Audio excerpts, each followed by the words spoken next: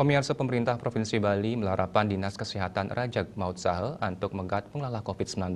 Pemargin sanik laksnayang inggih punike sayaning capang tracing miwah testing.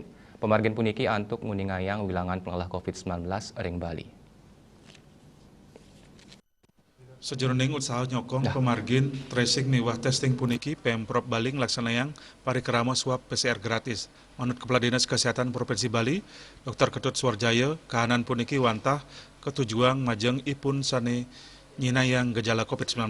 Lianan punika pemargin punika taler kautamayang majeng kramo sane nainin kontak erat sarang pasien COVID-19 minakadik keluarga sawitra ring genah pekaryan miwah sane kontak dekat.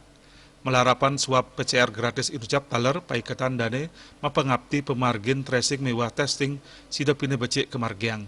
Adosnya ne samian penderita kasus positif COVID-19 sida ke isolasi tur miolehang tambah mangde penglalah COVID-19 sida keandegang. Wilangan kerama saneng laksanayang swab PCR gratis nenten kuatasin.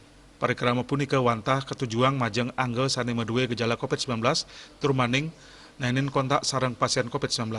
Tios majang angge saking Bali, nanging taler majang sane rauh saking Duro Bali kantun sida nyarengin pemargin swab PCR puniki. Yudi Karnedi, Bali Pos, Guningayang.